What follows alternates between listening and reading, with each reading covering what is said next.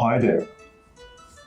Since Sid is not here, I thought I should give you a tutorial or something. Alright, how to make a drawing. You take a brush and you move it along your canvas, and the drawing magically appears out of nowhere. That is how we make drawings. Is that how you thought we make a drawing? No, you thought wrong. Drawing requires years of hard work, patience, and dedication.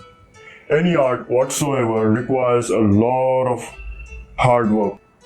So I tell you, pick up a pencil and start drawing.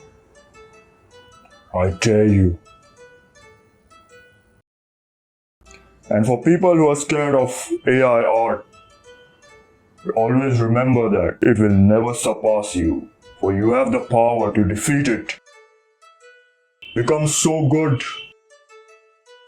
that not even AI can copy your art.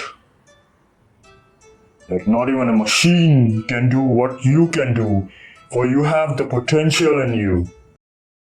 Go and draw, right now.